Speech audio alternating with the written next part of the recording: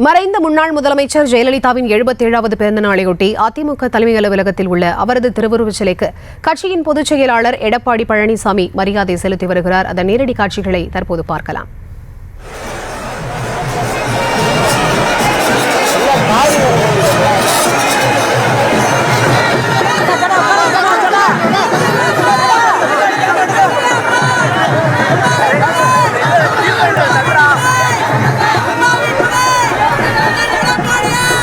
முன்னாள் முதலமைச்சர் ஜெயலலிதாவின் 77வது பிறந்த நாளையொட்டி சென்னை ராயப்பேட்டையில் இருக்கக்கூடிய அதிமுக தலைமை அலுவலகத்தில் அக்கட்சியின் பொதுச் செயலாளர் EPS மரியாதை செலுத்தி வருகிறார். அந்த காட்சிகளை பார்த்து வருகிறோம். தொடர்ந்து இது தொடர்பான உண்மையான விவரங்களோடு இணைப்பில் காத்திருக்கிறார் எமது செய்தியாளர் லதா. அவரிடம் பேசலாம்.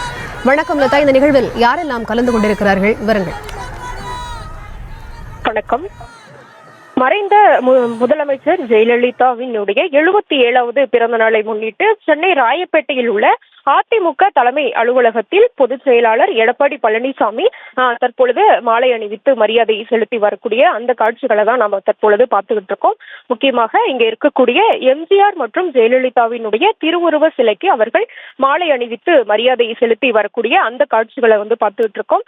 இதற்கு பிறகாக பார்த்தோம் அப்படின்னா இங்க இருக்கக்கூடிய அதிமுக நிர்வாகிகள் தொண்டர்களுக்கு அவர் தொடர்ந்து இனிப்புகளை வழங்கியும் நிகழ்ச்சியை சிறப்பிக்க இருக்கிறார். மேலும் இந்த நிகழ்வில் முன்னாள் அமைச்சர்கள் பலரும் கூட பங்கேற்று இருக்கிறார்கள். முக்கியமாக மூத்த நிர்வாகிகள் KP முனுசாமி, திண்டுக்கல் சீனிவாசன், அதே போல முன்னாள் அமைச்சர்கள் RB உதயகுமார், SP வேலுமணி, செல்லூர் ராஜு, திண்டுக்கல், அதே போல ஜெயக்குமார், வளர்மதி, கோகுலேந்திர உள்ளிட்ட பலரும் கூட பங்கேற்று இருக்கிறார்கள். பல்வேறு நிகழ்ச்சிகள் பல்வேறு பிரிவு அணிகளின் சார்பில் முன்னெடுக்கப்பட்டு இருக்குது. அந்த வகையில பார்த்தோம் அப்படின்னா இன்றைய தினம் பார்த்தோம் அப்படின்னா IT வின் சார்பாக நிகழ்ச்சியானது ஏற்பாடு செய்யப்பட்டிருக்கு.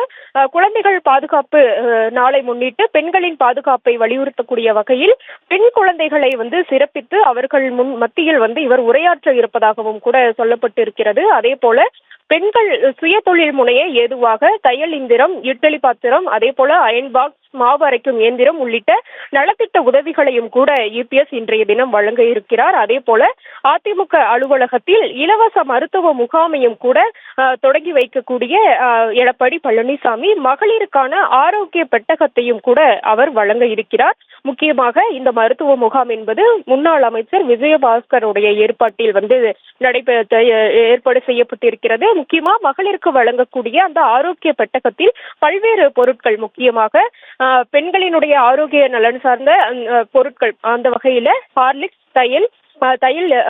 தைலம், அதே போல லைன் டேட்ஸ், பிஸ்கெட், குடை, கடலை மிட்டாய், குளுக்கோஸ், அயன் சிரப் உள்ளிட்ட 11 வகையான பொருட்கள் அடங்கிய அந்த ஆரோக்கிய பெட்டகமும் கூட வழங்கப்பட இருக்கிறது. அதற்கு பிறகாக பார்த்தோம் அப்படின்னா சிறப்பு மலரை அவர் வெளியிட இருக்கிறார்.